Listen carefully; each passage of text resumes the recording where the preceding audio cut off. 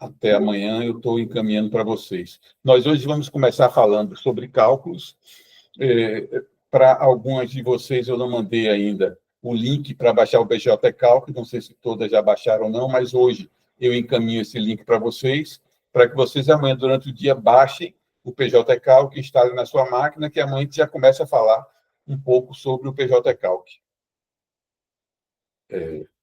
Vamos começar aqui por os princípios, quando se diz aí princípios na elaboração de sentença, que são alguns princípios do direito do trabalho e que principiam também toda a liquidação judicial, todo o cálculo trabalhista, né? Esses dois princípios importantes que a gente gosta sempre de destacar são o princípio da inalterabilidade da sentença e o princípio da interpretação restritiva da sentença.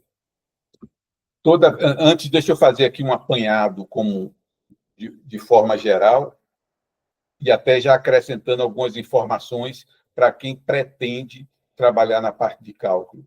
É interessante sempre você ter uma boa noção de processo do trabalho, onde você vai ver como funciona essa parte do processo do trabalho, fase de conhecimento, fase de execução. Então, para quem pretende se dedicar a isso, é interessante depois partir para adquirir um pouco de conhecimento nessa área. De forma bastante resumida, no processo do trabalho, nós temos duas fases. Uma fase que a gente chama de conhecimento e outra fase que a gente chama de execução. Na fase de conhecimento, vai ser dado conhecimento ao juízo daquela pendenga que está tendo ali judicial. O empregado achando ter direito a alguma verba trabalhista e a empresa achando ter direito a não pagar esta verba trabalhista, e vão se colher informações, documentos, testemunhos, para que o juízo tenha conhecimento desse processo que está acontecendo. Então, nessa fase de conhecimento, vão se analisar as provas, vai se discutir toda a questão de mérito, né, se deve ou se não deve alguma coisa, para convencer o juiz daquilo que está sendo pedido. O juiz, com base nesse conhecimento, vai dar uma sentença. Desta sentença, vai poder ter recursos, embargo de declaração, recurso ordinário e outros recursos subindo lá para o PSP. Cada dia a gente vê um agravo regimental, um agravo de instrumentos, sempre vê um recurso novo surgindo lá por cima. Mas, enfim, quando esgota toda a possibilidade de discussão destas questões de mérito, que devem ser analisadas na fase de conhecimento, aí encerra-se o processo de conhecimento e inicia o processo de execução, que, na Justiça do Trabalho, corre tudo nos mesmos autos, né? Tudo no mesmo processo ali, tudo junto. Na fase de execução, é onde se começa a liquidação do que foi dado na sentença. Bem, quando nós temos esse título judicial, que é a sentença, que transitou em julgado, que teve toda a oportunidade das pessoas discutirem aquelas questões de mérito, aquele papelzinho ali da sentença, ou aquele PDF ali da sentença, passa a ser um instrumento que vai nortear toda a execução, que vai nortear a elaboração do cálculo, e eu não posso mais acrescentar ou retirar nada do que esteja naquela sentença. Não nos interessa nem tanto o que diz a lei. O que vai nos interessar é o que diz na sentença. Por isso que esses dois princípios são bastante importantes, porque nós não vamos alterar o que foi dito na sentença e nós devemos interpretar restritivamente o que a sentença disse. Então, se a sentença defere o FGTS sobre as verbas deferidas e ele é calculado sobre todas as verbas pagas no contrato, né, eu estaria ampliando o que a sentença deferiu. A lei diz que o FGTS incide sobre todas as parcelas salariais, mas a sentença disse que o FGTS iria incidir sobre hora extra e adicional noturno. não falou que era para incidir sobre o 13º, que também foi deferido. Então, se eu aplicasse o FGTS também sobre o 13º, eu estaria ampliando a sentença. E, de forma restritiva, se a sentença defere aviso prévio de 36 dias, e eu vou executar essa conta, e o período comportaria um aviso prévio de 30 dias, não cabe a se fazer essa alteração na fase de execução. Isso era uma coisa para ser discutida durante a fase de conhecimento e ter dito, não, o período não tem mais de 1 ano, então o aviso prévio é de 30 dias. Transitou em julgado a sentença com 36 dias. Se alguém vai alterar isso, vai ser o juízo. E que, a depender de como seja a formação dos tribunais, pode ser até que reforme, caso ele altere a própria sentença para diminuir a quantidade de dias. O outro princípio, o princípio da interpretação restritiva da sentença, que se mescla, às vezes, um pouco com inalterabilidade, né? Porque você, interpretando restritivamente, você evita de alterar a sentença. Sempre colocamos esses pedidos mais usuais que tem, quando você pega uma petição, que o pedido é horas extras e reflexos em repouso, aviso, férias, 13º e FGTS. Então, isto aí, expressamente, a sentença deferiu que as horas extras gerem reflexo em todas essas outras parcelas. Mas ela não disse que o reflexo do repouso também gere reflexo no aviso, nas férias, no 13º, na FGTS, nem disse que o reflexo do aviso também gere reflexos no FGTS. Então, eu tenho que interpretar isto restritivamente. Basicamente,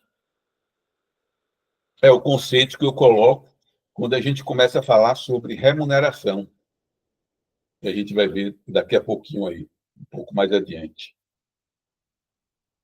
Na fase de conhecimento, para que o juiz dê a sua sentença, ele pode adotar súmulas, que são decisões de tribunais superiores a respeito de um determinado tema, que podem ser adotadas ou não pelo juízo de base. Mas a aplicação de súmula sempre é prerrogativa do juízo. Então, no direito do trabalho, chama-se súmula um verbete que registra a interpretação pacífica ou majoritária adotada por um tribunal a respeito de um tema específico a partir do julgamento de diversos casos análogos, com a dupla finalidade de tornar pública a jurisprudência para a sociedade, bem como de promover a uniformidade entre as decisões. A adoção de súmulas é prerrogativa do juízo. Então, vamos ver aqui, com alguns exemplos, que o momento oportuno de se invocar alguma súmula é durante a fase de conhecimento do processo, sob o risco de, na fase de execução, você não conseguir que o juízo adote essa súmula por causa desses dois princípios, inalterabilidade e interpretação restritiva. Se o juiz, na sentença, não determina de forma expressa a aplicação de alguma súmula que você pretenda ver aplicado, muito provavelmente você não vai ter essa aplicação reconhecida na fase de execução. Então, vai ser importante que você invoque a aplicação dessa súmula, que tem várias súmulas referentes a vários assuntos, que são favoráveis ao empregado ou favoráveis ao empregador. Então, vai haver o momento oportuno de que você, estando pelo empregado ou pelo empregador, invoque a aplicação dessa súmula e a não adoção pelo juízo leve você a recorrer disso para instâncias superiores para que sejam aplicadas estas ou não as súmulas. E não deixar isso para se discutir apenas na fase de execução sobre risco de prejuízo. Dentro desse critério que eu falei da interpretação restritiva, dois tópicos que a gente fala muito com relação a isso é a remuneração. O artigo 457 da CLT diz: integram o salário a importância fixa estipulada, as gratificações legais e as comissões pagas pelo empregador. Esse seria um conceito de remuneração com a previsão ali do artigo 457 da CLT. Então, A remuneração seria o salário e gratificações legais e comissões pagas pelo empregador. Eu costumo utilizar dois conceitos de remuneração. O primeiro é salário e demais parcelas com natureza salarial pagas com habitualidade. E o segundo conceito, salário e demais parcelas deferidas em sentença. A ausência de um vai dar origem à outra. Então, eu estou entrando com ação trabalhista e com esta ação trabalhista eu fiz com o meu cliente a anamnese e vi que ele não recebia as horas extras que deveria receber. Bem, então eu vou pedir o pagamento das horas extras. Cabe a mim verificar os contra-cheques desse empregado para saber o que é que ele recebia de salário. Ele poderia receber apenas o salário base, então a remuneração para o cálculo das horas extras será apenas o salário base. Agora, se esse empregado, além do salário base, recebe a periculosidade tem natureza salarial. Então, cabe a mim já peticionar para que essas horas extras sejam pagas com base na remuneração composta de salário e periculosidade. Se esse empregado recebe uma gratificação de função incorporada na remuneração dele e que ele já vem tendo as horas extras pagas com base nessa remuneração, então eu vou cuidar de, na petição, pedir o pagamento destas novas horas extras, já com base nessa remuneração de salário, periculosidade, gratificação de função. Ou seja, cabe a gente já descrever qual é a composição da remuneração que você quer calcular a parcela que você está pedindo. A ausência dessa discussão na fase de conhecimento do processo pode gerar prejuízo para alguma das partes. Exemplo, não raro a gente vê toda a fase de conhecimento discutindo se o empregado tem direito ou não às horas extras. Foi feito na petição inicial o pedido de pagamento de horas extras, a empresa contestou, dizendo que o empregado não tem direito à hora extra, porque era empregado externo, enfim. Fica a discussão toda para saber se havia controle de jornada, se era registrada a jornada, se não era, se o empregado trabalhava mais ou não trabalhava.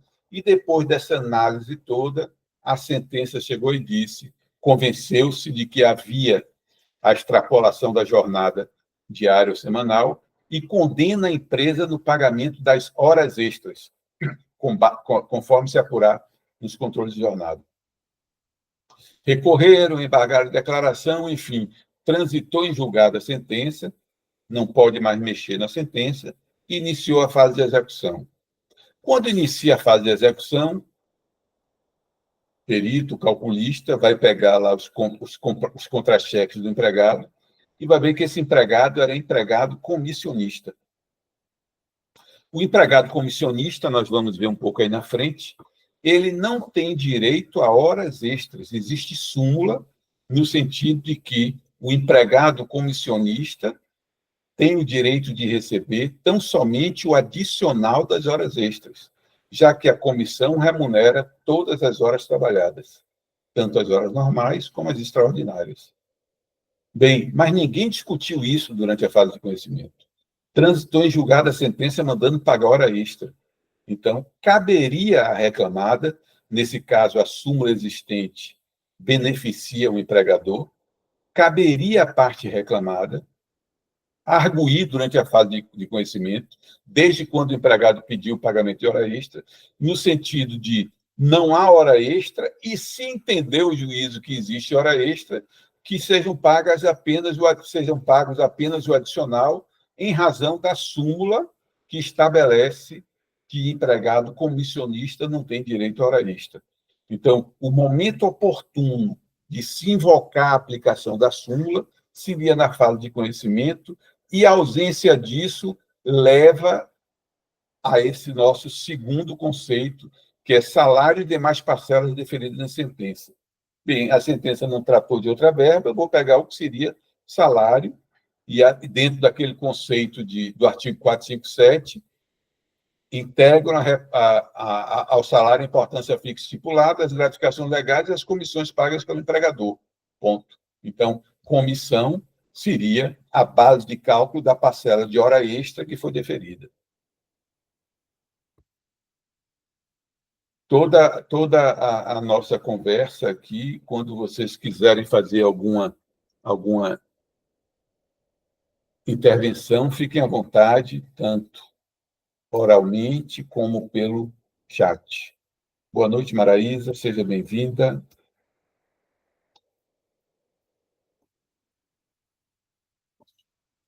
O salário, falando aqui um pouco sobre o salário é a remuneração correspondente, o salário fixo que o empregado recebe, o empregado que é remunerado através de salário fixo, esse salário está remunerando o mês civil de 30 dias, incluídos aí dias efetivamente trabalhados e dias destinados ao descanso.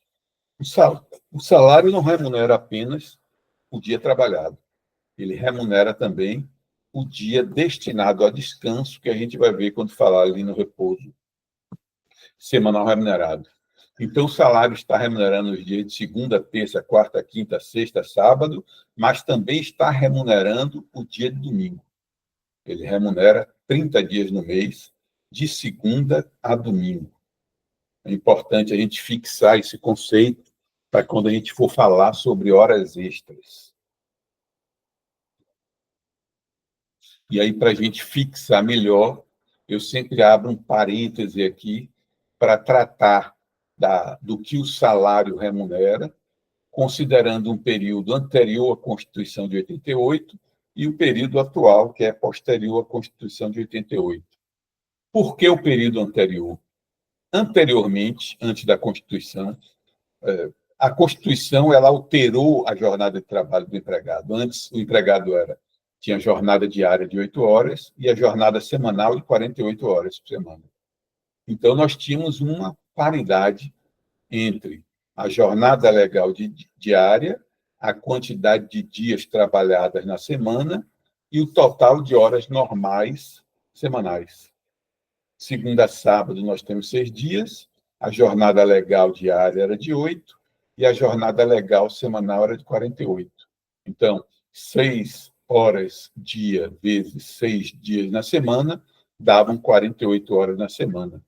48 horas na semana, divididos por 8 horas por dia, resultavam em 6 dias na semana. 48 horas na semana, dividido por 6 dias, resultavam na jornada legal diária. Também tínhamos a paridade com relação ao divisor de salário. A jornada legal diária, 8 horas, multiplicado por 30 dias, equivaliam a um divisor de 240 horas. Quando eu quisesse encontrar o salário hora do empregado, eu dividiria o salário por 240 horas. Depois da Constituição, essa paridade perdeu-se, porque mantiveram a jornada legal diária de 8, mas reduziram a jornada semanal de 48 para 44 horas.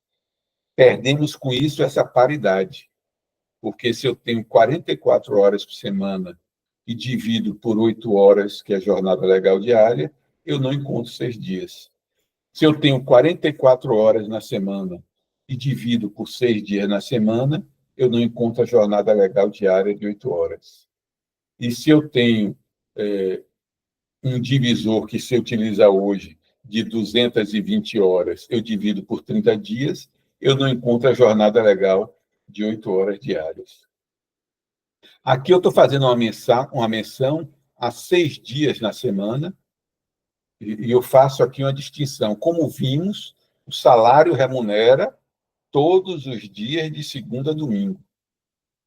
Bem, eu coloquei 6 dias na semana, não existe previsão legal, no caso aqui da jornada de trabalho, previsão constitucional, para dizer que o empregado ele tem que trabalhar 6 dias na semana. O que existe na previsão é jornada legal diária de 8 e semanal de 44.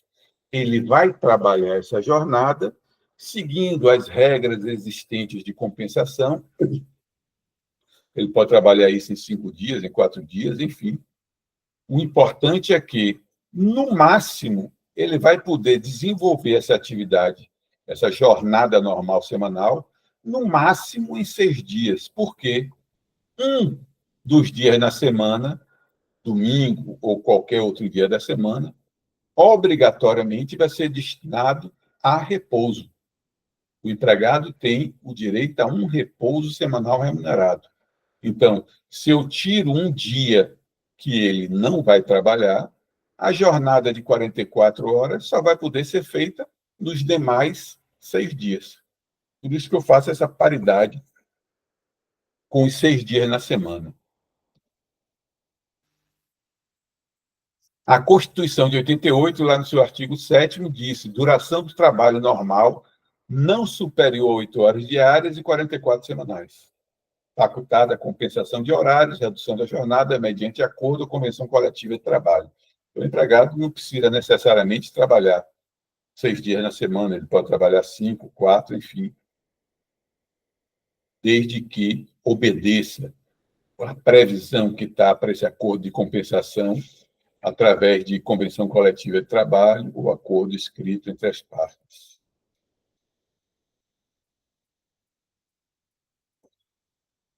Ali em cima, nós fizemos a demonstração da paridade que nós tínhamos entre o divisor de salário, 240 horas, e a jornada legal diária, 30. Antes da Constituição, o divisor de salário se encontrava com a multiplicação da jornada legal diária por 30, que resultava em 240 horas. Depois da Constituição, apenas por uma alteração feita em um decreto do governo, publicando o salário mínimo, começaram a fazer a proporcionalização do divisor de salário com base na jornada semanal e não com base na jornada diária. Porque, vejam só, se a jornada legal é de 8 horas por dia, se o salário remunera 30 dias, eu não tenho como alterar o divisor de 240 horas, porque o salário está pagando 8 horas na segunda, na terça, na quarta, na sexta, no sábado, no domingo. O que houve com a Constituição foi um benefício para o empregado para dizer a ele o seguinte: olha, você vai receber na semana, por 48 horas, que o salário estava e continua remunerando as 8 horas por dia, mas você só vai precisar trabalhar 44. O benefício do empregado foi trabalhar menos e manter o mesmo salário. Agora nós estamos começando a viver uma nova discussão a respeito. O Congresso já começa a analisar lá de novo uma redução da carga semanal de trabalho. E aí, de novo, pode gerar confusões. Por que gerar confusões? O divisor de salário continua sendo previsto em 2 artigos da CLT, o artigo 58 e o artigo 64, que não foram alterados depois da Constituição. No artigo 58 diz: a duração normal de trabalho para os empregados em qualquer atividade privada não excederá de 8 horas diárias, desde que não seja fixado expressamente outro limite. E o artigo 64, o salário hora normal, no caso de empregado mensalista, será obtido dividindo-se o salário mensal correspondente à duração do trabalho a que se refere o artigo 58, 8 horas diárias, por 30 vezes o número de horas dessa duração.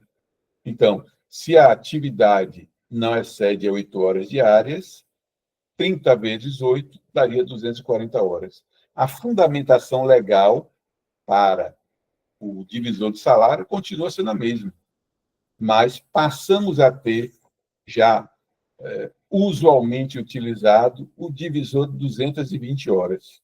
E mais, passaram-se a se fazer conversões, inclusive, com divisores menores do que 220 horas. Um exemplo é o empregado eletricitário. O empregado eletricitário ele trabalha 8 horas por dia, aliás, como outras categorias, mas o eletricitário tem isso já reconhecido em acordo coletivo. 8 horas por dia ele trabalha de segunda a sexta. Então, o que se interpretou foi de segunda a sexta, 5 dias, 8 horas por dia, 5 vezes 8, 40. Então, esse empregado trabalha 40 horas. Aí começaram a entender que o divisor desse empregado não vai ser 240, não vai ser 220, mas vai ser 200 horas. Proporcionalizaram o divisor do eletricitário com base na jornada semanal dele. E aí surgiu esse outro divisor. Antes nós tínhamos 240 para empregado mensalista com horário fixo, 180 para empregado bancário, que remunerava 6 horas por dia, e o variável para o empregado comissionista. Hoje nós temos divisor de 220, de 200, 210, de 192, a depender do ramo de atividade, que fazem muita confusão entre jornada de trabalho e jornada legal diária. O fato do empregado trabalhar 8 horas por dia, de segunda a sexta, trabalhar 40 horas na semana, não implica, não tem ligação direta com o salário, o divisor de salário, porque o salário não remunera somente os dias de segunda a sexta. O salário está remunerando o sábado, o salário está remunerando o domingo. Então, não tem sentido você diminuir ou alterar o divisor de salário em razão da jornada de trabalho do empregado durante a semana, já que ele recebe também pelo dia de repouso e também pelo dia útil não trabalhado, que é um exemplo clássico com relação ao divisor de salário, é o empregado bancário. Desde uma lei lá de 1960 e poucos, que o empregado bancário deixou de trabalhar em dia de sábado. Ele sempre trabalhava somente de segunda a sexta-feira. Mas o divisor de salário dele sempre foi 180, 6 horas vezes 30 dias, porque o salário remunerava todos os 30 dias. Remunerava os 5 dias de efetivo trabalho, remunerava o sábado como dia útil não trabalhado e remunerava o domingo como repouso semanal remunerado. Mas, enfim, é o que temos hoje como divisor de salário. 220 horas para o empregado mensalista com salário fixo, 180 horas o empregado bancário sem função de confiança e o divisor variável.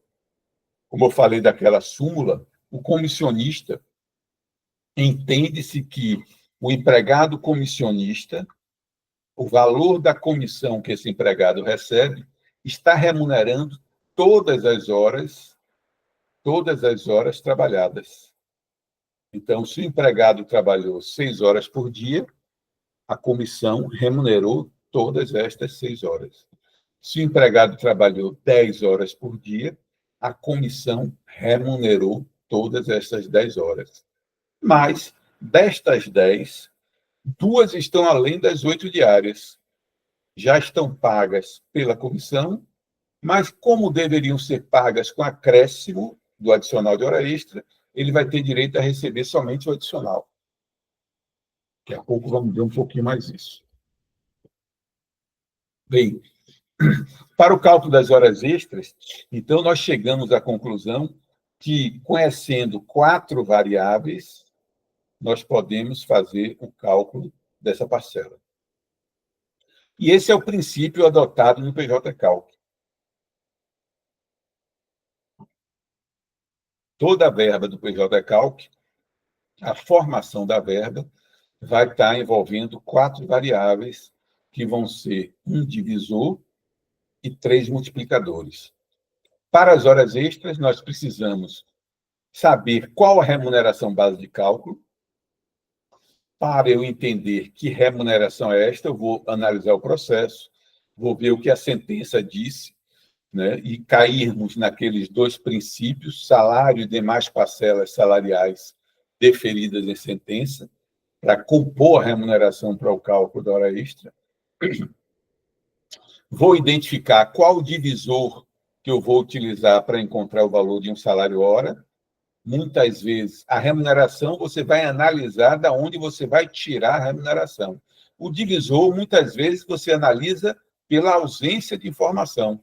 Porque, se não tratou de nenhum outro divisor, a gente vai cair para o padrão do empregado mensalista, que é de 220 horas. Então, a ausência de informação, nesse ponto, vai ser informação de qual divisor utilizar.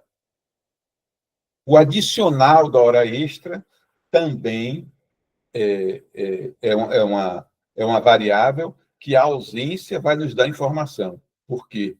O adicional previsto em lei para as horas trabalhadas, além da jornada legal diária ou semanal, é de 50%. Outros adicionais existem com previsão em normas coletivas. Então, para que a gente adote esses outros adicionais, tem que haver determinação expressa na sentença para isso. E, havendo determinação expressa na sentença para isso, a norma coletiva tornou... Eu acho que o microfone não estava funcionando. Acho que você não tinha escutado antes. Boa noite. Boa noite. Perdão. Nada. Então, a ausência, mesmo com a determinação expressa de se observar o adicional de hora extra, com base em norma coletiva, nós vamos ter que observar também a vigência de cada norma coletiva juntada nos autos, se vai abarcar todo o período do cálculo. Se não, nos períodos ausentes, eu considero o adicional legal. E se a sentença não diz expressamente qual é o adicional, é o legal de 50%. A quantidade de horas extras é uma outra variável que a gente vai extrair da informação no processo.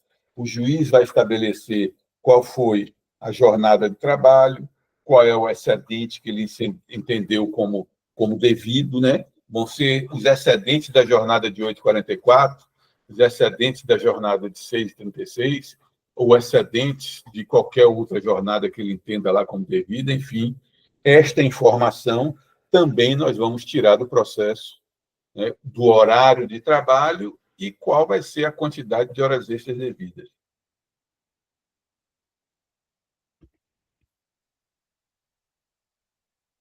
Como nós já vimos, na remuneração, salário integrado e parcelas salariais pagas com habitualidade, que isso deve ter já no peticionamento inicial na contestação, ou salário integrado de parcelas deferidas em sentença, sendo a sentença omissa, quanto parcelas a compor a remuneração, devemos considerar apenas o salário base, interpretação restritiva. Uma coisa interessante, a gente vai ver aqui, quando fizermos alguns exercícios, que essa remuneração ela varia muito dentro do mesmo processo. Eu posso ter um empregado que recebe somente salário base, e aí eu reclamo adicional noturno.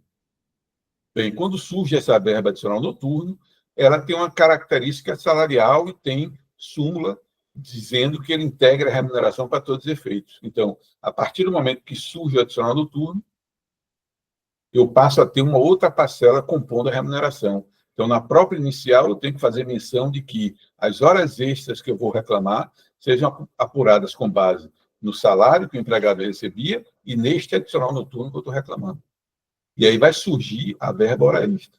Assim que surge a hora extra, eu tenho o adicional noturno, que é uma parcela nova, e tenho a hora extra. Ambos vão dar origem, ou podem dar origem, a depender de como foi feito o pedido no repouso semanal remunerado, que é uma outra parcela salarial.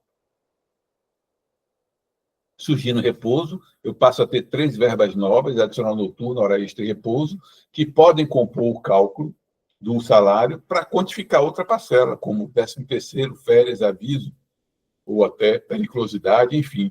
Então, cada parcela que surge, pode surgir também uma nova composição da remuneração, e isso, quanto mais for detalhado na inicial, menos problema vai se ter durante a fase de execução. A variável divisor, nós temos hoje o padrão de 220 horas, 180 para o bancário, variável para o comissionista, ou outro, a depender do ramo de atividade, como de 200 horas para o eletricitário, 192 horas para o vigia, enfim. Tem algumas variações aí de divisores. A ausência de determinação na sentença pode ser uma informação de que devemos utilizar o padrão, já que não tem outro determinado.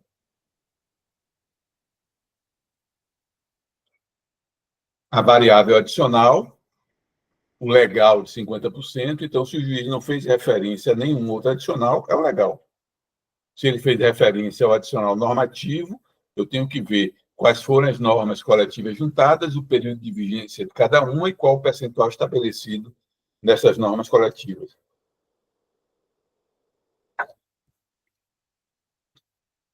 E a quantidade de horas extras, que vai ser considerando a jornada trabalhada e a jornada legal reconhecida. E que eu faço também uma distinção.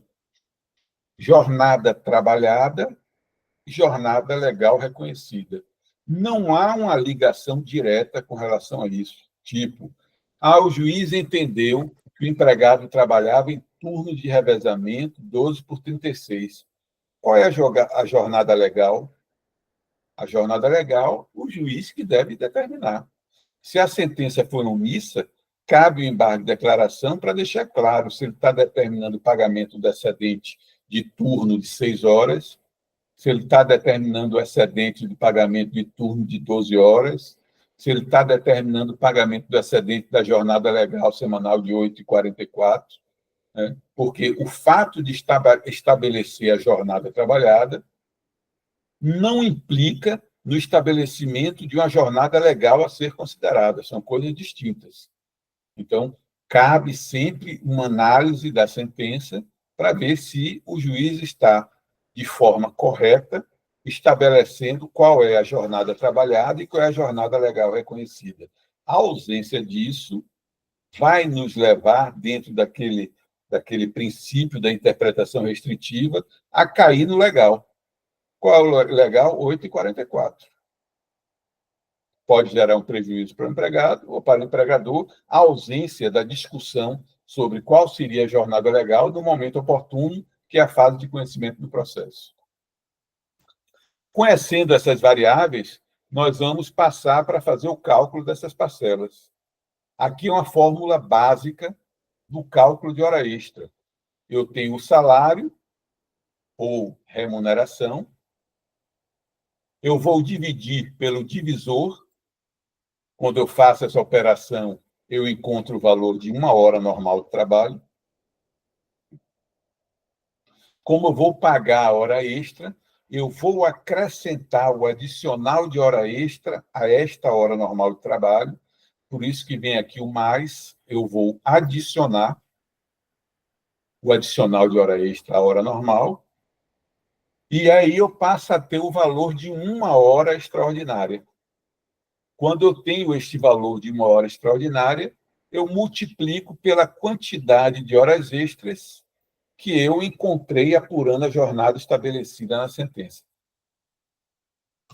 Considerando empregado mensalista, nenhum outro percentual diferenciado reconhecido na sentença, eu tenho aqui o salário, ou remuneração, vou dividir pelo padrão do mensalista com salário fixo, que é 220 horas.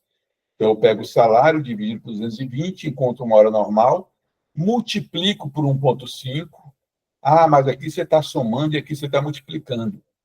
Toda vez que eu quiser somar adicional, eu tenho que multiplicar pelo fator correspondente. Então, se eu quero acrescentar 50% ao valor de 1 hora, eu tenho que multiplicar isso por 1,5, que é o fator correspondente. A hora foi de 70%, 1,7. A hora foi de 100%, 2,0. E aí, depois de eu encontrar o valor da hora extra, eu multiplico pela quantidade de horas extras.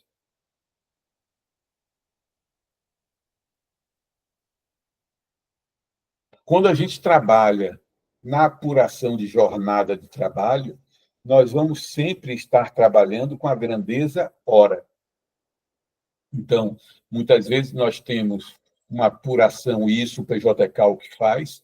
Eu vou lançar um horário no PJ-Calc, que vai ser: o empregado trabalhava de 8 às 12h30. 12h30, né? 8 às 12h30. Eu vou lançar no PJ-Calc esse horário de 8 horas às 12h30.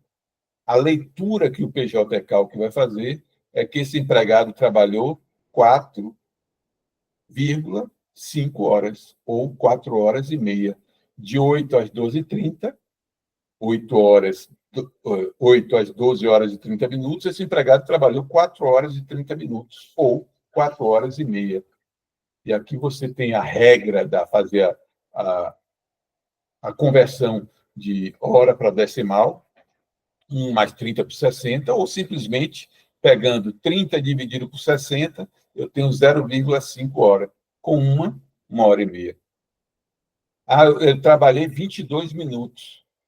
Bem, eu não vou multiplicar isso por 4 horas e 22 minutos. Eu tenho que pegar os 22 minutos, converter em hora, vou dividir por 60, para eu identificar quantas horas equivalem 22 minutos. Estou fazendo aqui, porque eu não sei de cabeça. Então, 22 minutos corresponde a 0,36 horas. Então, eu vou pegar isso e multiplicar por 4,36, que são os 22 minutos, para encontrar o total de horas. Estaremos trabalhando sempre com a grandeza hora. O acréscimo de hora extra, que a gente viu ali naquela fórmula, multiplicando por 1,5, corresponde a isso. Eu tenho uma hora normal de trabalho e vou acrescentar essa hora normal de trabalho 50%. Então, a conta que eu tenho que fazer é essa: uma hora mais 50%, que corresponde a uma hora mais 50, dividido por 100, 50%. Fatorando esse 50%, eu tenho uma hora mais 5 décimos. 5 dividido por 10, 0,5, eu tenho 1 mais 0,5, 1,5. Então, se eu quero encontrar o valor de uma hora extra, com adicional de 50%, eu vou multiplicar o valor da hora normal por 1,5. O adicional foi de 70. Então, eu vou fazer essa mesma operação aqui. 70 dividido por 100 vai dar 0,7. Então, eu vou multiplicar por 1,7. 80%. 80 dividido por 100 vai dar 0,8, mais 1,8. 100%. 100 dividido por 100 dá 1. Então, 1 mais 1, 2. Eu vou multiplicar pelo fator 2. E assim nós vamos acrescer e encontrar o fator de hora extra, acrescendo o adicional. Isso aqui eu vou deixar para depois. Isto aqui também eu vou deixar para depois. Deixa eu compartilhar aqui uma outra tela com vocês.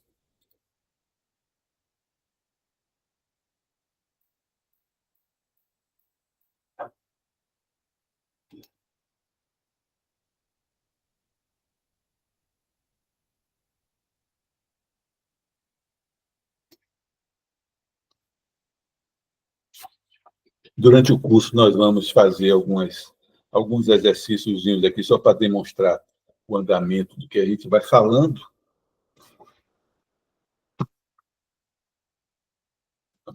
Vou fazer aqui uma hipótese de um empregado que tem um salário de 1.000.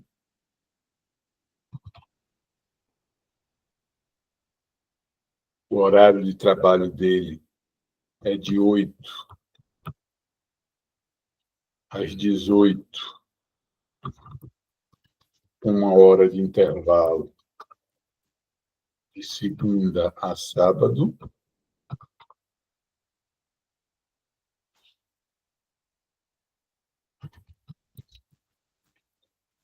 E vamos apurar as horas extras.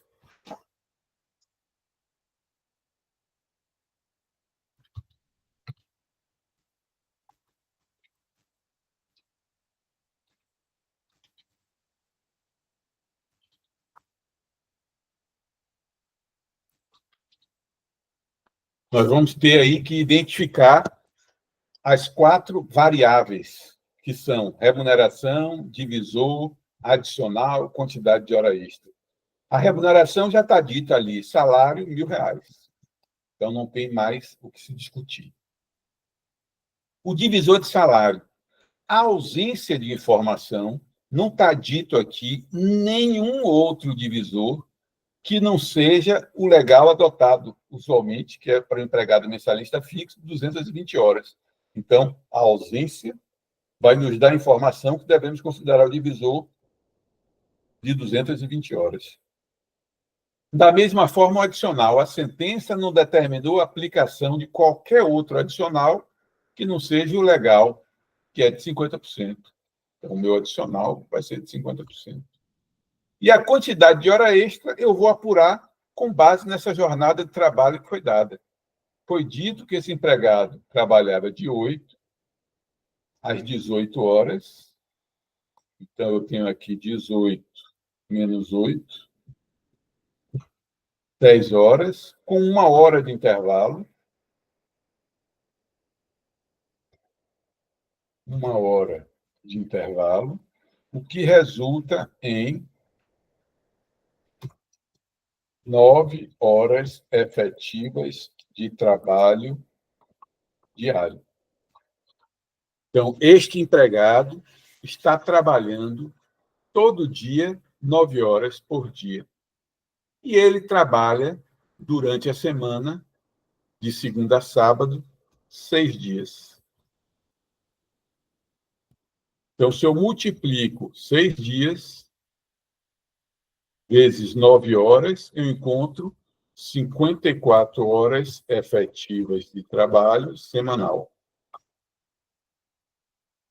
E, se eu tenho uma jornada semanal de 44 horas, jornada legal semanal, eu estou encontrando aqui 10 horas extras semanais. Então, o horário que foi dado nos leva a encontrar a quantidade de horas extras, que vai ser a quarta variável. Mas repare que por aqui eu estou, por enquanto, apurando a hora extra semanal. Eu tenho que depois totalizar isso na hora extra mensal. Mas antes, vamos fazer aqui uma demonstraçãozinha da semana. Segunda, terça, quarta, quinta, sexta, sábado. Foi a jornada de trabalho dele. Esse empregado trabalhava 10 horas por dia, de segunda a sábado. A jornada legal diária é de 8. Então, é devido ao empregado o excedente da jornada legal diária de 8,44. 10 menos 8, esse empregado teria 2 horas extras em cada um desses dias, e somando estas horas extras, eu encontro aqui um total de 12 horas extras. Você vê 9,54 menos 44, 10. Epa. 8 horas, 12 horas. Tem alguma coisa errada aqui. 10 horas menos 1, 9 horas. Você vê 9,54, jornada legal, 10. 10 horas, segunda a sábado, 8, 2 horas extras. Em 6 dias, vai dar 12. Oi, Ayana, pode falar. Nesse caso, não teria que levar em consideração 1 hora de intervalo? Esqueci da hora de intervalo, é verdade. Sabia que tinha alguma coisa errada. 1 hora. Então, esse empregado aqui, na realidade, ele tem 10 horas trabalhadas, menos 1 hora, menos 8. Ele está fazendo 1 hora em cada um dos dias, e que está dando aqui 6 horas extras. Horas extras apuradas diariamente. Então, um ponto que a gente chega aqui é o seguinte: eu fiz 2 apurações. Eu apurei a jornada através do excedente semanal e apurei a jornada extraordinária através do excedente diário. E estou encontrando aqui quantidades diferentes. Pela apuração jornada semanal, eu tenho 10 horas extras. pela apuração da jornada, da jornada diária, eu tenho apenas 6 horas extras. Quando a gente vai ver o texto constitucional, ele diz: são extraordinárias e que ultrapassam a 8ª hora diária e 44 horas semanais. Usaram essa conjugação aí do "e", mas, em verdade, não são horas extras diárias e semanais. É devido ao empregado o que der mais. Se as horas extras semanais são em número superior às horas extras diárias, é devido ao empregado as horas extras semanais. Se essas horas extras diárias forem em número superior às horas semanais, são devidas às horas extras diárias. O que não se admite é pagar ao empregado cumulativamente as horas extras semanais e diárias, porque esse empregado, para todos os efeitos, eu vou até tirar essa apuração aqui da hora para ficar mais claro, aqui eu já vou colocar sem a hora de intervalo, 9 horas. Esse empregado, trabalhando 9 horas por dia, ele trabalhou 54 horas. Destas 54 horas, 44 já foram pagas pelo salário. Não é? O salário remunera a jornada semanal de 44 horas. Então, se eu apurasse 10 horas extras semanais com 16 horas extras, 10 com mais 6, e mais as 44 horas que o salário já pagou, eu estaria, em verdade, pagando este empregado 60 horas, quando ele só trabalhou 54. Oi, Dayana. Professor, no caso aí no sábado, o profissional que ele trabalha semanalmente, por exemplo, de segunda a sexta-feira, 8 horas, né? Que é por lei, ele teria que trabalhar as 4 horas para compensar as 44. Então, por isso que Perfeito. Que está dando aí essa diferença, porque no sábado teria que estar, em vez de estar 1 hora, teria que estar mais horas. Perfeito. Agora, a gente não pode esquecer uma coisa. O fato de se adotar uma jornada no sábado como inferior à jornada legal de 8 horas é um artifício que se faz para poder se chegar às 44 horas semanais. Mas o fato do empregado trabalhar 4 horas não quer dizer que, se ele trabalhar 5, ele vai ter 1 hora extra. É só para chamar a atenção disso. E ele pode, por exemplo, pode ser dividido durante toda a jornada de segunda a sexta, em outros dias. Exatamente. As horas podem ser divididas. Exatamente. Então, se eu lanço para ele que no sábado seria 4 horas, o que eu vou fazer com isso vai ser igualar a jornada diária com a jornada semanal. Que eu passaria a ter 1 hora, e quando eu somo, eu tenho justamente as 10 horas semanais. Então, a gente passa a ter uma igualdade. Eu só gosto de chamar a atenção para isso. O fato de considerarmos o sábado como uma jornada de 4 horas não vai implicar dizer que, se neste dia de sábado esse empregado trabalhar 5 horas, ele tem 1 hora extra no sábado. A jornada legal diária é de 8. Excedente diário, ele continua tendo apenas 1 hora em cada um dos dias anteriores, e no sábado ele não vai ter excedente diário nenhum. Ele vai ter o excedente semanal. Qual a implicação disso? Às vezes nós temos uma norma coletiva que diz que o adicional de hora extra de sábado é com 70%. Então, se eu tenho um empregado que trabalhou 5 horas e, para fechar as 44 horas, o acordo de compensação de jornada que esse empregado fez, ele trabalhava de 8 horas e 4 horas no sábado, eu não posso afirmar que esse empregado, no sábado, trabalhou 1 hora extra. Esse empregado trabalhou 0,37 horas extras em cada um dos dias da semana, de segunda a sexta, para compensar essa jornada de sábado, e, portanto, todo ele seria com adicional normal de segunda a sexta-feira. Ok? Voltando aqui às nossas horas extras semanais e diárias, nós temos aqui uma regra para a gente dizer o seguinte: Toda vez que eu estiver apurando uma jornada de trabalho em que o empregado tenha trabalhado todos os dias da semana e tenha realizado trabalho em pelo menos 8 horas por dia, eu apuro o excedente direto pelo excedente semanal, que eu vou ter o total de horas extras devido a esse empregado. Eu não preciso perder tempo para verificar se esse empregado trabalhou no excedente semanal ou não. Imaginemos aqui essa hipótese. Ó. Vou até colocar outra.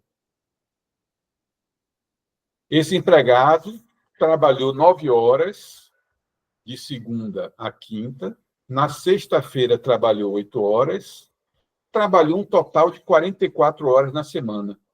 Primeira suposição, foi feito um acordo entre o empregador e o empregado em que ele trabalharia mais 1 hora por dia para que não trabalhasse no sábado. Então, fechou a jornada semanal. Na apuração da hora extra, independente do conhecimento desse acordo, eu teria as duas contas. O excedente diário seria 1 hora extra,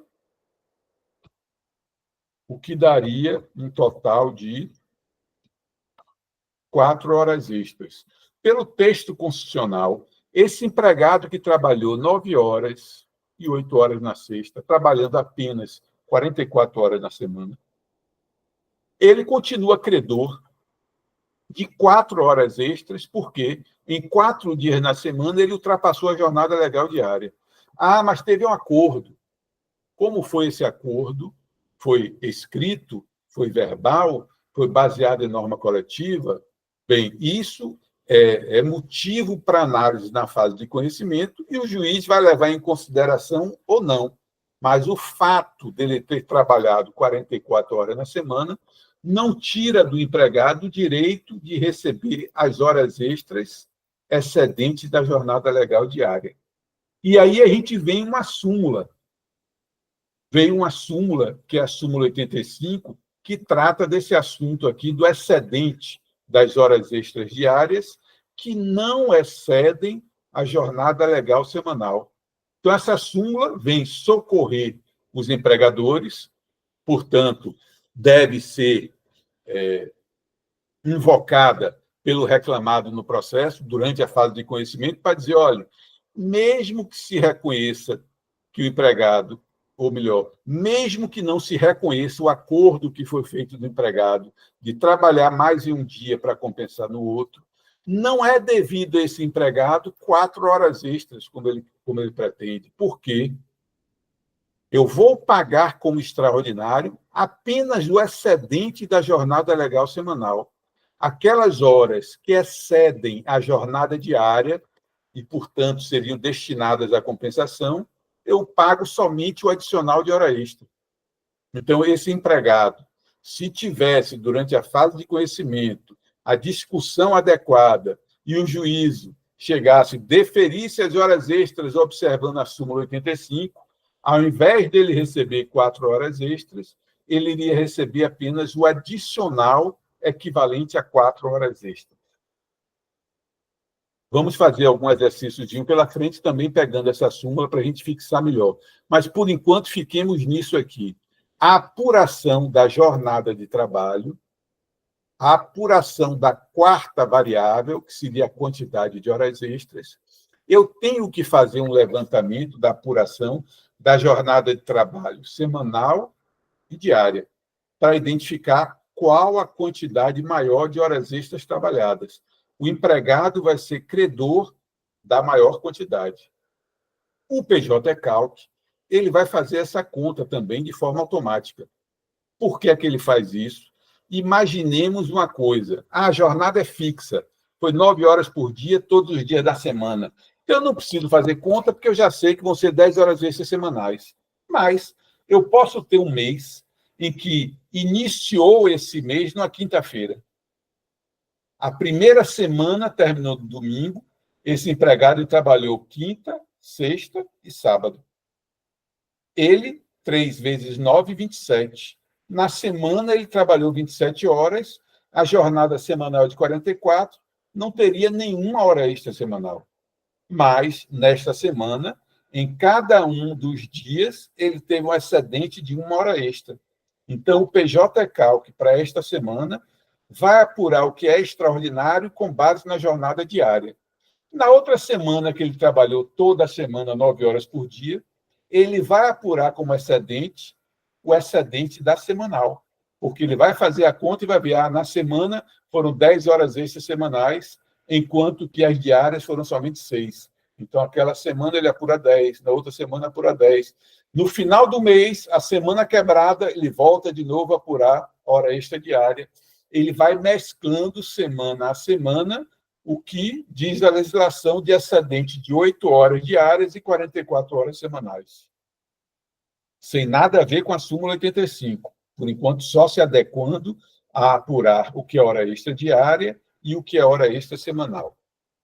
Bem, quando eu identifico a quantidade de horas extras semanais ou a quantidade de horas extras diárias, eu passo a ter a possibilidade de encontrar a quantidade de horas extras mensais que eu vou apurar.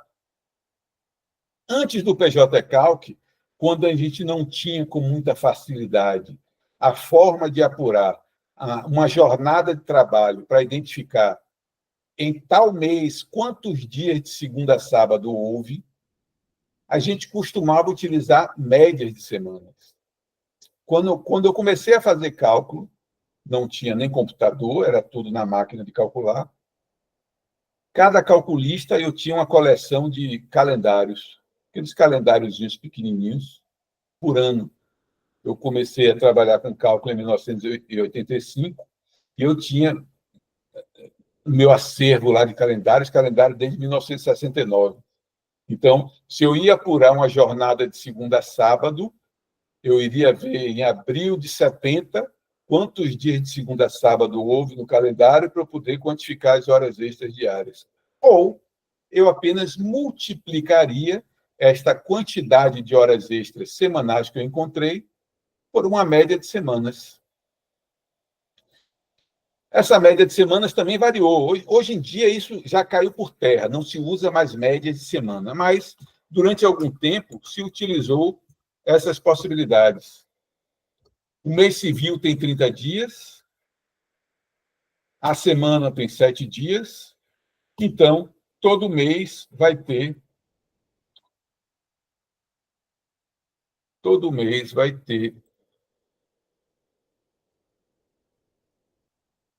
4,2857 semanas. Este empregado que fez 10 horas extras semanais, a quantidade de horas extras mensais dele seria 10 multiplicado por 4,2857. Mas tinham pessoas que também diziam assim, todo ano tem 52 semanas. O único ano que não tem 52 semanas é o ano bissexto, que tem 52 semanas mais um dia. E todo ano tem 12 meses. Então, quando eu pegava 52 semanas dividido por 12 meses, eu tinha 4,33 semanas. O empregado que trabalhou 10 horas, ele teria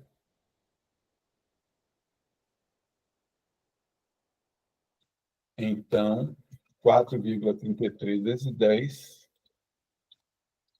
não teria mais 42,86, teria 43,33. E tudo isso gerava discussão no processo. Não, tem que aplicar 4,28 semanas, eu tenho que aplicar 4,33, ou ainda havia interpretação que dizia, de segunda a sábado eu tenho uma média de 25 dias no mês, e de segunda a sábado são 6 dias na semana. Então, dividindo 25 por 6, eu teria 4,1667 semanas. Então, esse empregado passaria aqui a ter direito a 41,67. Você vê aqui, é quase 2 horas extras mensais de diferença entre o maior e o menor. E isso tudo gerava discussão. Hoje, com o PJ-Calc, isso já caiu por terra, porque o PJ-Calc apura mês a mês, considerando os dias efetivos de segunda a sábado, e por isso que ele faz isso, apuração de quinta a domingo, finalizou uma semana. Na outra semana, pegou a semana inteira, semana inteira, semana inteira, semana inteira. Na última semana, proporcionalizou de novo, e ele vai apurando mensalmente, com base na jornada efetiva de trabalho, que nesse caso aqui foi de segunda a sábado, apurando o total correto de quantidade de horas extras.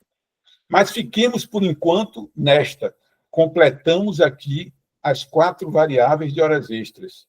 Eu tenho a remuneração, o divisor, o adicional e a quantidade de horas extras. Então, nós vamos para aquela fórmula básica, que é remuneração dividido pelo divisor, vezes, ou melhor, mais o adicional de hora extra, multiplicado pela quantidade de hora extra.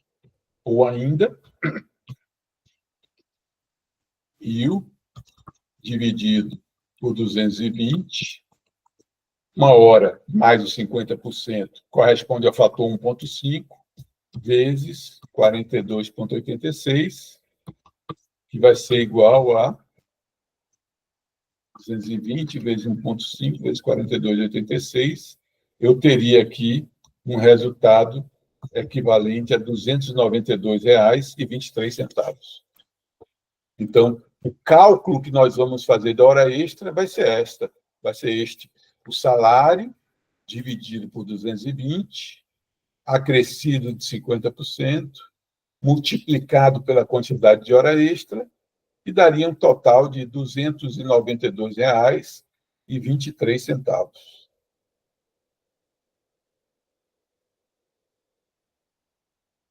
Dúvidas?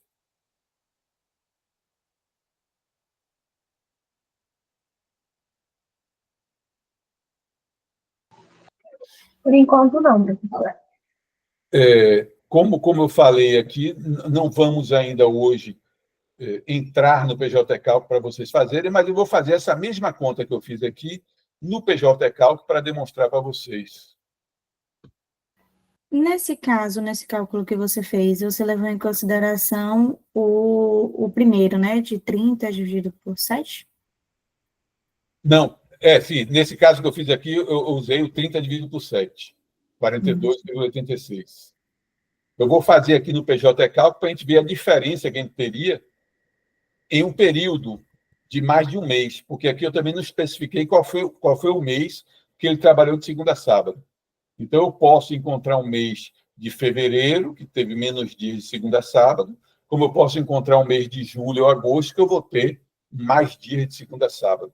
E isso vai ter a repercussão na quantidade de horas extras considerada pelo PJ Calc.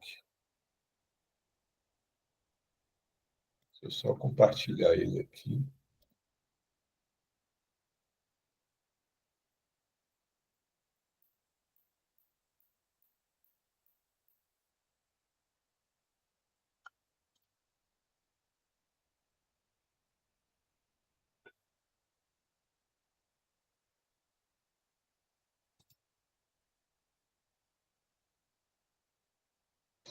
A gente amanhã vai fazer uma apresentação realmente dele aqui, como é que é cada botãozinho desse, mas eu vou ao que me interessa mais agora. Vou criar aqui um cálculo.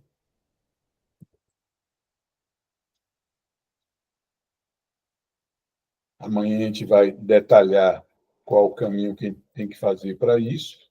Vou colocar um período de 1 ano.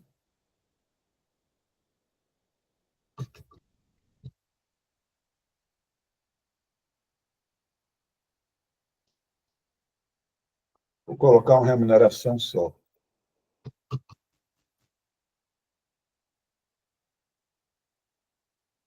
Criei uma remuneração de empregado, vou lá direto no cartão de ponto, que é onde eu vou lançar esse horário, né? Isso tudo nós vamos detalhar depois, na hora de fazer o PJ Cálculo, só quero agora traçar um comparativo daquela quantidade de horas extras que eu apurei. Apurar horas extras pelo critério mais favorável, o padrão do PJ Cálculo é esse. Apurar horas extras pelo critério mais favorável. O que ele está querendo dizer?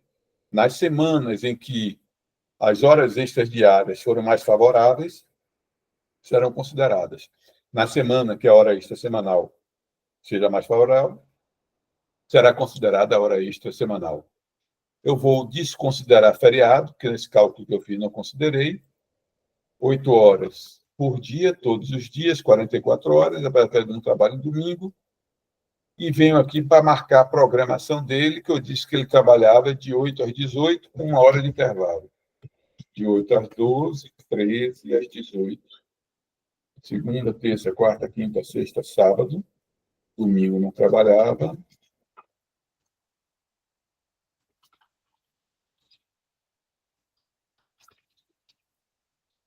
Então, 8 às 18, com 1 hora de intervalo. Salvei. Visualizei. E vou mandar apurar as horas extras.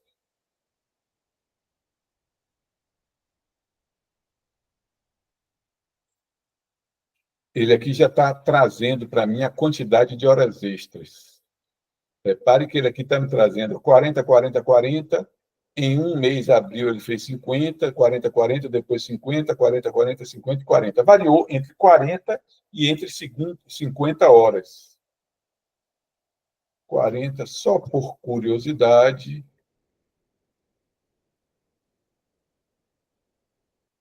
Deixa eu ver aqui se eu extraio uma média. 40, 40, 40. A primeira que ele entrou foi em janeiro de 23. Igual a média.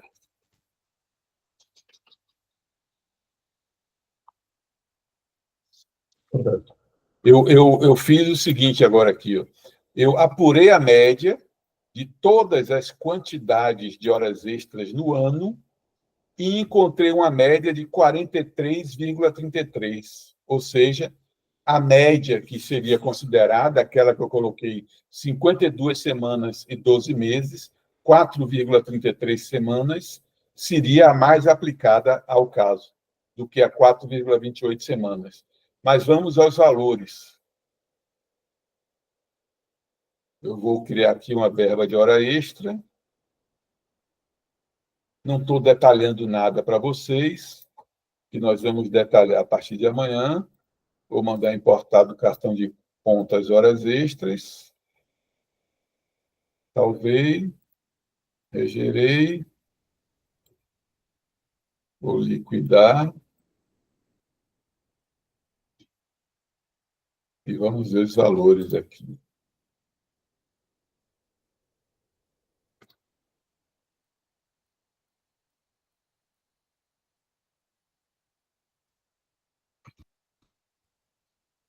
Aquele horário que eu coloquei, no primeiro mês, ele encontrou 40 horas, 272,73, né? No mês de abril foram 50 horas, o valor aumentou para 340,91.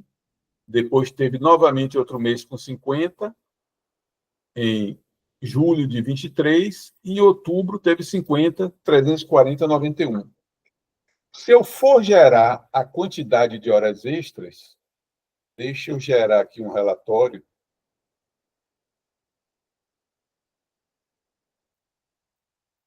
Cartão de ponto diário.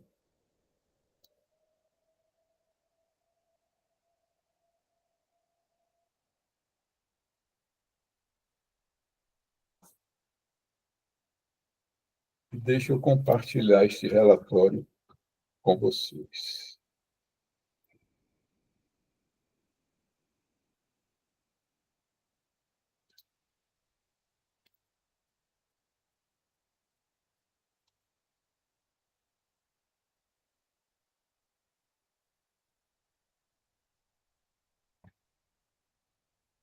Reparem aqui, ó.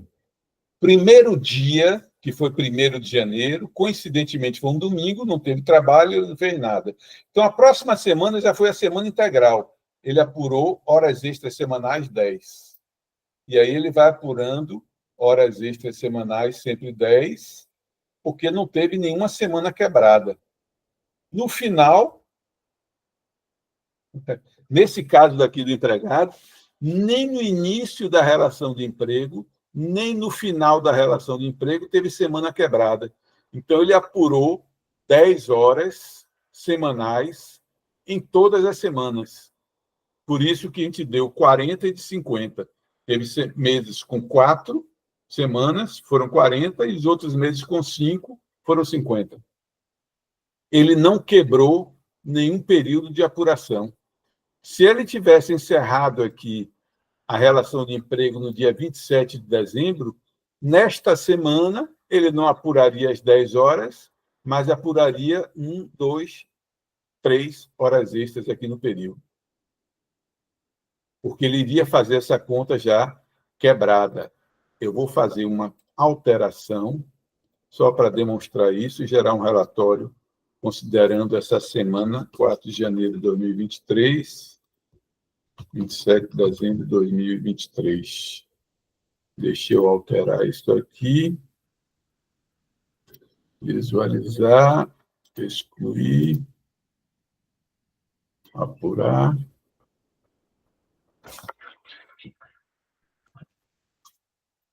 E cartão de ponto diário.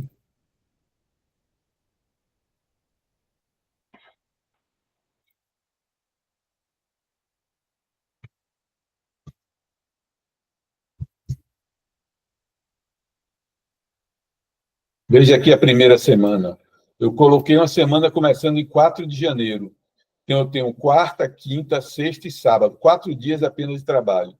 O PJ Calc não apurou, em termos de horas extras semanais, nada, porque ele apurou 1 hora extra em cada um dos dias trabalhados, porque foi o critério mais vantajoso para o empregado. As horas extras diárias foram superiores às horas extras semanais. Nas outras semanas, todas as outras semanas, a semana foi fechada, o critério mais favorável foi apurar a jornada semanal. Ao final da relação de emprego, ele trabalhou 1, 2, 3 dias, então, novamente, ele volta a apurar as horas extras diárias, já que, semanalmente, esse empregado não trabalhou mais do que 44 horas.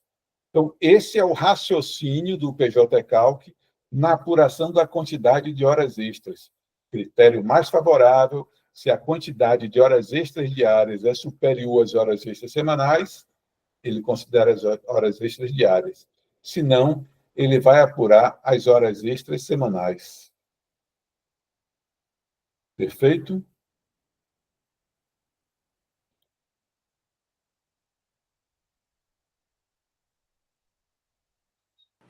Certo, professor. Oi. Não, eu falei certo. Deixa eu voltar aqui para o quadro.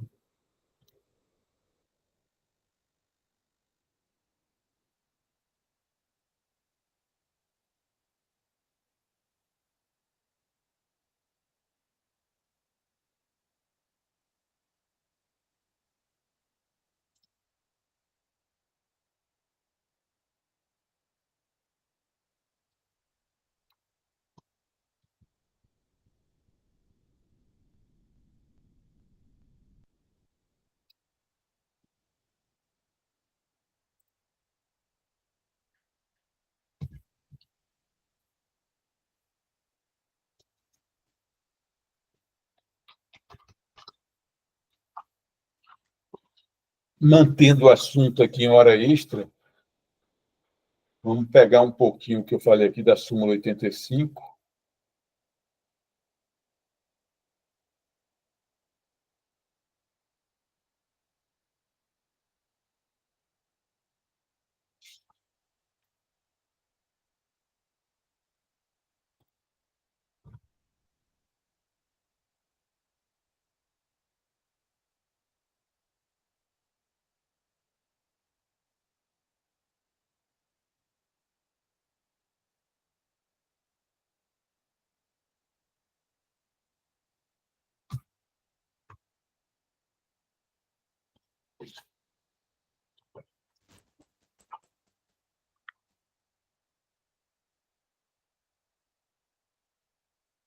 Eu falei da súmula 85 como sendo uma matéria de defesa, já que beneficia a empregadora.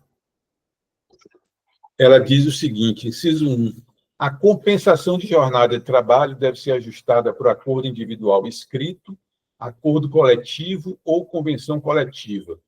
Então, se a empresa chegou e fez esse acordo verbal com o empregado para que ele trabalhasse 9 horas por dia, de segunda a quinta, e 8 horas na sexta, para não trabalhar no sábado. Ele não ultrapassou as 44 horas semanais. Mas, por ter sido um acordo verbal e não escrito, o juiz não acatou isso. E aí mandou pagar as horas extras. Quando a gente vai apurar hora extra, é hora extra, como a gente viu ali no PJ-Calc, pelo critério mais favorável, o que é excedente da jornada diária ou jornada 44, jornada semanal. E ele trabalhando 9 horas de segunda a quinta, em 4 dias na semana, ele está ultrapassando a jornada legal diária em 1 hora. Esse empregado seria credor de 4 horas extras. A súmula 85 vem, vou até dizer, fazer justiça para que esse empregado não receba essas 4 horas como extraordinárias. Afinal, ele não ultrapassou as 44 horas na semana. E todas essas 44 horas da semana, o salário já pagou.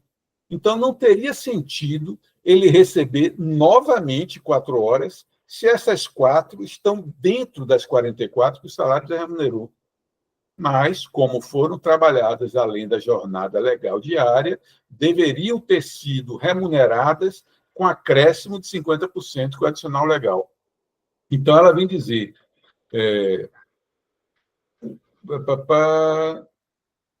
O mero não atendimento das exigências legais para compensação de jornada, inclusive quando encetada mediante acordo tácito, não implica a repetição do pagamento das horas excedentes à jornada normal diária, se não dilatada a jornada máxima semanal, sendo devidas apenas o respectivo adicional.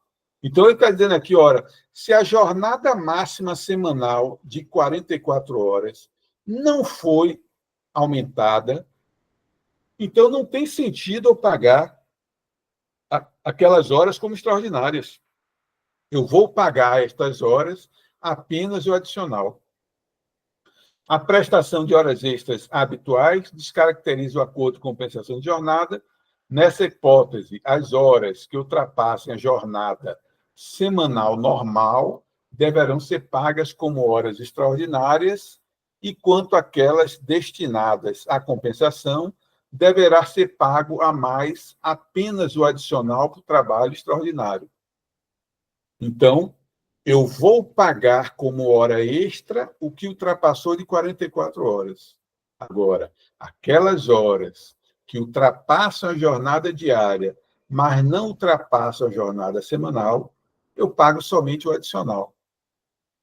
Justiça, né? Se o salário já pagou 44, ele não trabalhou mais do que 44, não teria sentido eu pagar 4 horas mais 50%.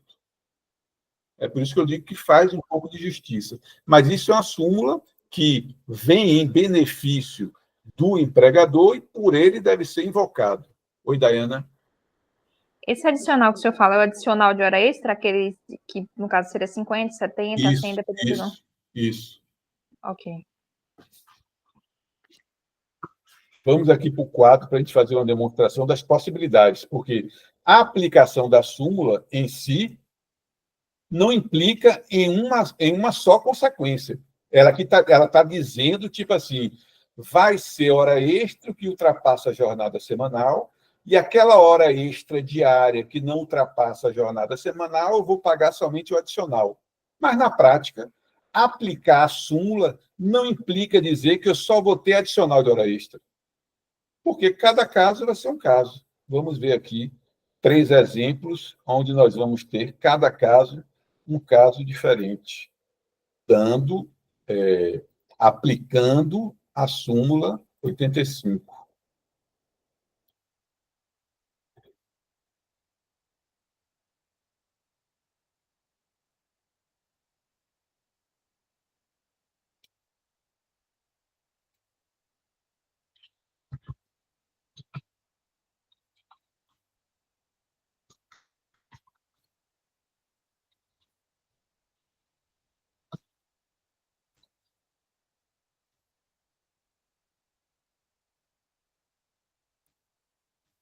Começar por esse que a gente já viu.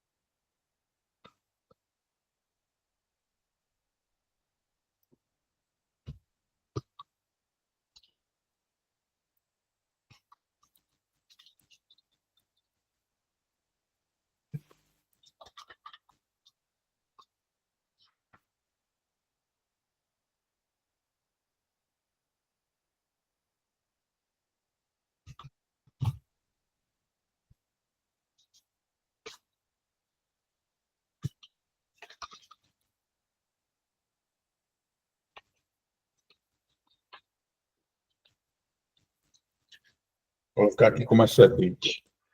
A primeira hipótese. Esse é bem característico do que diz a súmula 85.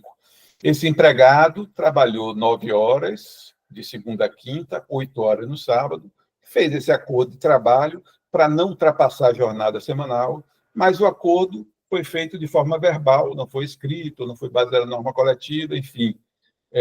O juiz entendeu como não aplicável e mandou aplicar a súmula 85. Esse empregado, em momento algum, ultrapassou a jornada semanal de 44 horas, 0. Mas, em 4 dias na semana, ele ultrapassou a jornada legal diária de 8 horas, fazendo jus ao pagamento a 4 horas extras, pelo que diz na Constituição, excedente da jornada diária e jornada legal semanal.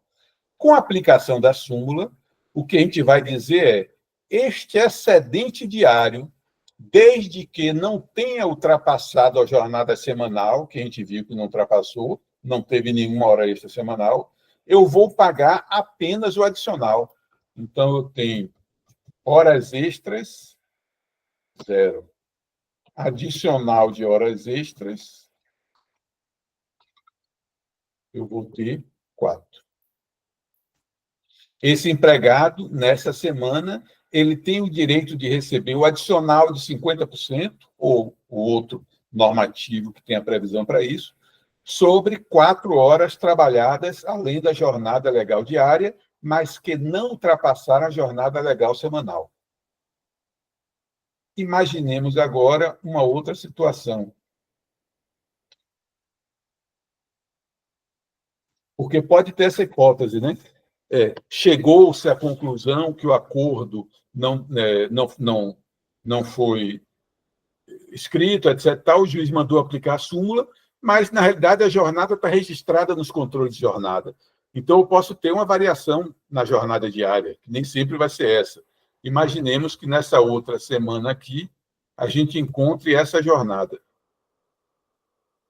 O empregado trabalhou 9 horas, de segunda a sexta, então ele trabalhou 45 horas na semana. Opa, ultrapassou a jornada legal semanal em 1 hora. A súmula diz: o que excede a jornada semanal, eu pago como hora extraordinária. Agora, aquelas horas que excedem a jornada diária, mas não excedem a jornada semanal, eu vou pagar somente o adicional. Eu encontrei já que horas extras eu tenho 1. Bem, do total diário, 5, 1 eu já vi que é hora extraordinária. Então, meu adicional de hora extra vai ser 5 menos o excedente semanal.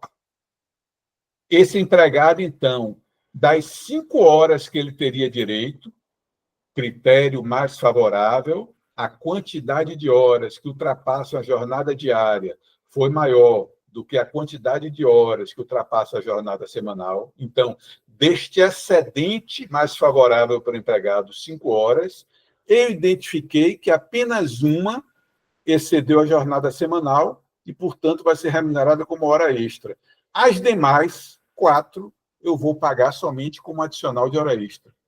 Então, eu tenho a possibilidade de encontrar apenas adicional de hora extra, tenho a possibilidade de encontrar na mesma semana o pagamento de hora extra e o pagamento do adicional de hora extra, e vou ter a possibilidade, terceira,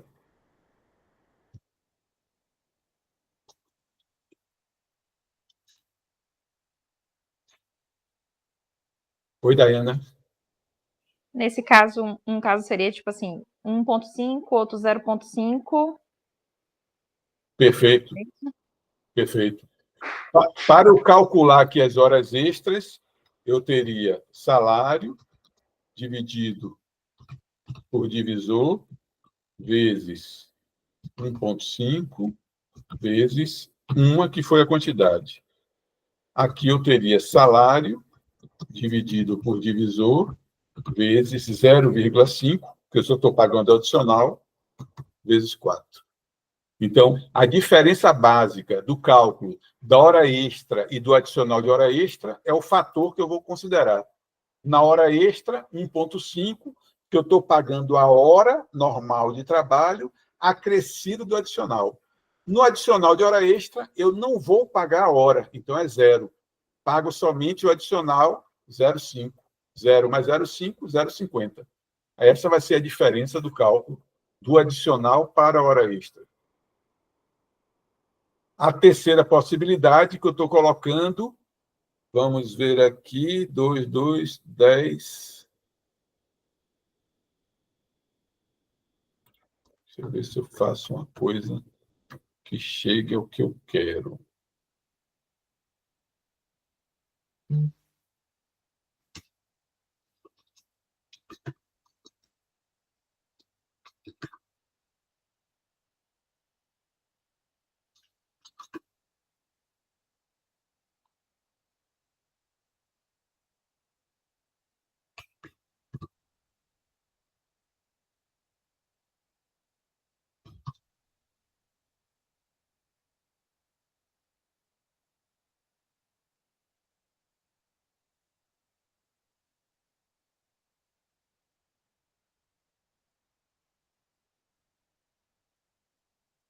Hoje aqui está difícil. 3 horas. 44.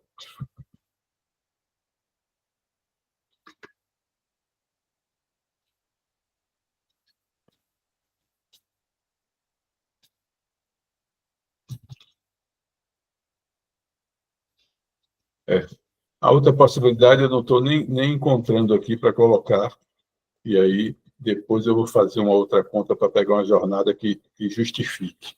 O que nós vamos ter é, na aplicação da súmula, nós vamos ter a possibilidade de encontrar o total de horas extras que ultrapassem a jornada diária e nenhuma hora extra que ultrapasse a jornada semanal.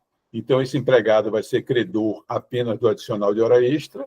Eu tenho a possibilidade de encontrar jornada excedente da jornada semanal, 1 hora, e adicional de hora extra não excedente a jornada semanal, de 4 horas extras, onde eu vou remunerar apenas o adicional de horas extras. E o cálculo que a gente vai fazer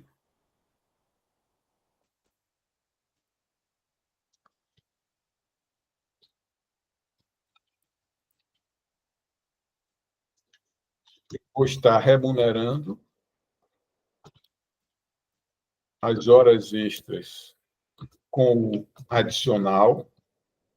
Então, a minha conta vai ser salário dividido pelo divisor, vezes 1,5, vezes quantidade de hora extra, e o cálculo do adicional de horas extras, eu vou estar remunerando apenas o adicional. Então, a conta que eu vou fazer vai ser salário dividido pelo divisor, vezes 0,5, vezes quantidade de hora extra. Onde eu tenho uma hora normal, mais 50%, que vai ser igual a 1,5, e aqui eu vou ter 0 hora normal, que eu não vou remunerar ela, mais 50%, que vai ser igual a 0,50.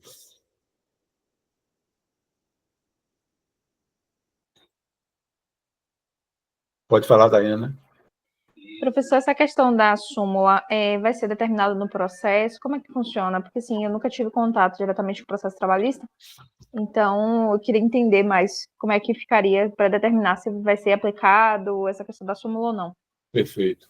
Como eu falei aqui, a súmula é prerrogativa do juízo. Ele aplica ou não. Ele é que diz se vai aplicar ou se não vai aplicar. Ela está lá, foi editada pelo TST ou por algum outro tribunal superior, e o juiz vai seguir ou não. Então, como é prerrogativa do juízo, ele tem que determinar isso na sentença. E, por ser prerrogativa do juízo, cabe às partes, durante a fase de conhecimento, cada um invocar a súmula que lhe beneficie. Se o empregado está reclamando horas extras e eu, pelo horário de trabalho dele, na minha contestação, eu identifico a possibilidade de haver uma extrapolação diária, mas não extrapolação semanal, eu vou invocar a aplicação dessa súmula. Porque, a partir do momento que eu invoco como representante da reclamada a aplicação daquela súmula e o juiz não aplica, eu tenho a possibilidade de entrar com embargo de declaração, com recurso ordinário, para tentar modificar a sentença, para que conste da sentença de forma expressa a aplicação da súmula 85. Se eu não faço nada disso e resolvo invocar a aplicação da súmula somente na hora de liquidar o processo, o juiz deferiu o pagamento das horas extras, ninguém discutiu súmula, transitou em julgado, a questão de mérito foi julgada, eu vou começar a fazer o cálculo. O empregado vem e apura, com base nesta semana aqui que eu coloquei, ele vai apurar... Cadê? Ele vai apurar 5 horas extras. Aí eu venho e digo assim, o cálculo está errado, porque a súmula 85 diz que o excedente diário que não ultrapassa a jornada semanal, eu vou pagar somente o adicional. Muito provavelmente, essa empresa vai levar o prejuízo, porque na fase de execução, não é a hora de invocar a súmula. A súmula tem que constar da sentença, porque é o juiz que vai dizer se aplica ou não. E para ele dizer se aplica ou não, cabe à parte invocar isso. Então, provavelmente, se ele deixa para aplicar isso na fase de execução, ele vai levar prejuízo. Entendido. E nós, que estamos aqui liquidando o processo, muito provavelmente podemos tentar forçar a barra para um lado ou para o outro. Então, vai ser uma argumentação. A empresa quer reduzir o cálculo que o empregado apresentou. Bem, pode ser um instrumento para disponibilizar a possibilidade dela impugnar aquele cálculo, apenas para ganhar tempo. Ela vai dizer, a súmula 85 diz que só vai pagar o adicional, provavelmente o juiz não vai acatar isso, aí vai dar uma decisão de impugnação não acatando isso, mas continua sendo um instrumento de argumentação para ela embargar de execução, depois ela agravar de petição, então continua sendo um instrumento em que a empresa vai ter para procrastinar o processo, fazer esses embargos aí, com o fim somente de demorar, sabendo que aquilo não vai ser reformado. Ou até vai chegar, sei lá, em algum juiz que entenda que, independente se a fase de execução, vai se aplicar a súmula 85, porque o fato de ser prerrogativa do juiz apenas quer dizer que o juiz vai determinar a aplicação independente da fase do processo. Aqui, pela quinta região, na segunda instância, o entendimento é totalmente contrário. Mas, quem sabe? Uma coisa que eu costumo dizer sempre nos cálculos é que, muitas vezes, não se tem o que é o certo ou o que é o errado.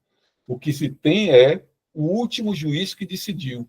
Então, o primeiro pode entender pela não aplicação da súmula, o último pode entender pela aplicação da súmula. Qual é o que está certo? Nenhum dos dois.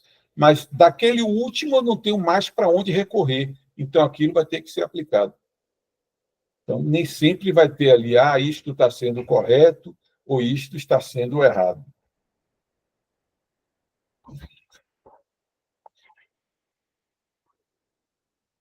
Dúvidas? Não. Ok. Vou colocar aqui um...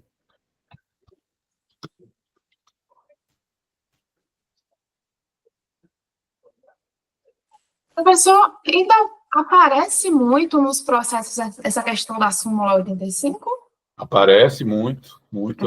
É uma questão, são duas questões ligadas à hora extra que aparecem com uma certa frequência. É a súmula 85, no caso dessa jornada de trabalho de compensação, e a súmula 340, que é aquela do empregado comissionista. Sempre tem discussão disso. Essa do empregado comissionista, como funciona, professor? O senhor vai falar em algum momento? Vamos falar. Amanhã a gente vai estar falando sobre ela. Não posso já lhe adiantar aqui. Deixa eu pegar só. Eu acho que eu tenho ela aqui também.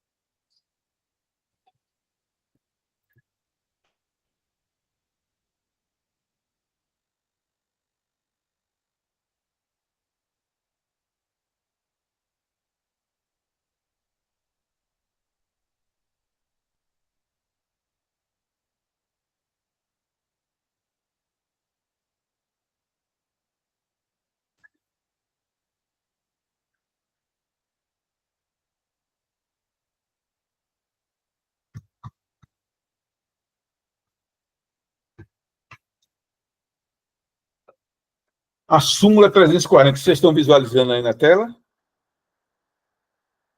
Sim. O empregado sujeito a controle de horário, remunerado à base de comissões, tem direito ao adicional de, no mínimo, 50% pelo trabalho em horas extras, calculado sobre o valor hora das comissões recebidas no mês, considerando-se como divisor o número de horas efetivamente trabalhadas. Então, o empregado tem direito ao adicional, ele não tem direito à hora extra. E ele vai ser apurado considerando o divisor correspondente ao número de horas efetivamente trabalhadas. Se esse empregado trabalhou 8 horas por dia em 30 dias, o divisor vai ser 240 horas. Se esse empregado trabalhou 10 horas por dia em 30 dias, o divisor vai ser 300 horas. Sempre o divisor vai ser considerado pelo número total de horas trabalhadas. Duas implicações existem na aplicação da súmula. Primeiro é, o empregado recebe menos porque ele não está recebendo a hora mais 50%, mas está recebendo apenas os 50%, e ele recebe menos porque, em geral, o divisor é maior, já que o divisor correspondente à quantidade de horas trabalhadas, esse empregado, quanto mais trabalha por dia, maior vai ser o divisor e, consequentemente, menor vai ser o salário hora. Então, ele tem uma redução dupla aí. É justo, não é justo, aí cada um tem o seu entendimento, né? Mas quem invoca a súmula 340 vai ser a empresa, que é quem vai ser beneficiada da aplicação da súmula. Nós vamos fazer amanhã exercícios considerando a súmula e fazendo um comparativo entre o que é a hora extra e o que é o adicional de hora extra de comissionista pela súmula, para a gente ver o valor que ele recebe a menor. Qual é o valor que ele recebe a menor? Aproveitando que já estou aqui, eu vou mandar por e-mail para vocês esse link daqui, que é para vocês baixarem, quem não tem ainda instalado na sua máquina, o PJ Calc.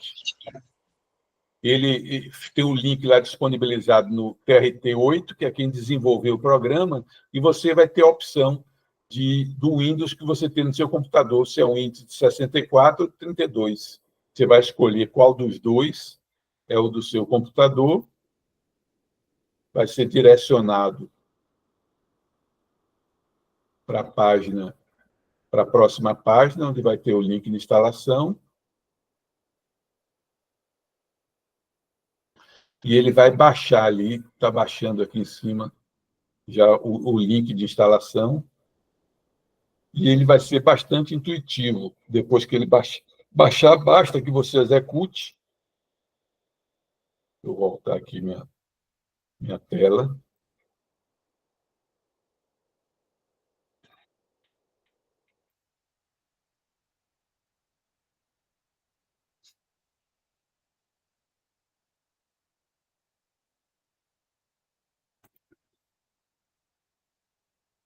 Basta apenas que você execute esse link, né? Você vai lá mandar, depois que ele baixar, ele não baixou aqui ainda. Ver se eu tenho algum outro aqui.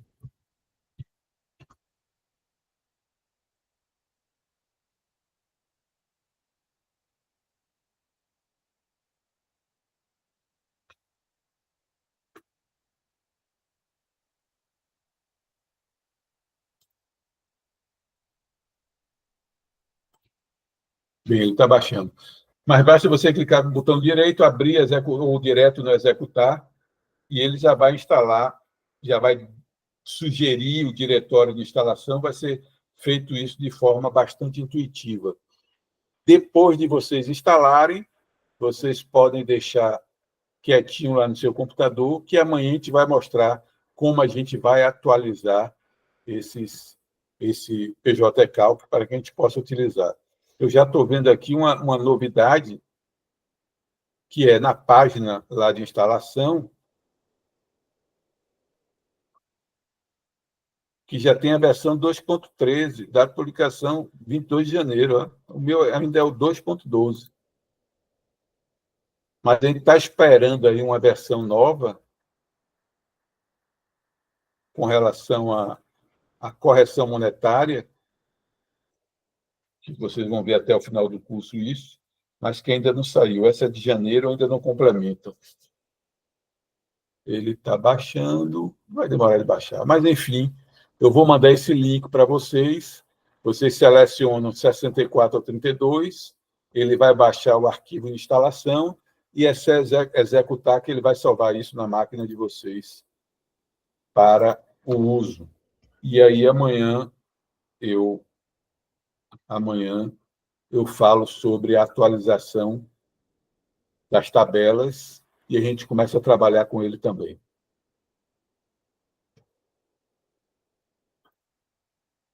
Alguém quer tirar mais alguma dúvida? Perfeito. Professor, eu queria tirar uma dúvida, mas não era relacionada a nada que foi dado hoje, na realidade seria do sistema do PJE. Diga. Eu estou com um processo que eu estou impedida de atuar, fui nomeada em um dos processos aqui de titia. E aí eu estou com dúvida se eu só recuso a perícia ou se eu tenho que peticionar informando impedimento, porque o sistema aqui é diferente, né, com relação ao advogado. Sistema do perito. Eu não entendi, Dalila, repita aí. Aqui no TRT5, eu fui nomeada como perita em um processo que eu estou impedida de atuar por conta de vínculo familiar. Sei.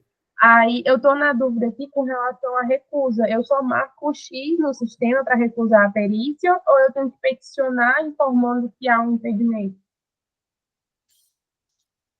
Eu acho que é melhor você peticionar, Peticionar, né? e com registro mais expresso. Tem alguma forma de cadastrar no PJE algum CPF ou CNPJ que eu sou impedida de periciar? Não sei lhe informar isso. Aí talvez seja melhor você telefonar para a CETIC, Certo. que aí eles vão lhe dar uma informação melhor sobre o PJE. Pronto, tá bom, então, perfeito. Obrigada. Bem, então vou encerrando hoje por aqui e nós continuamos amanhã. Passou.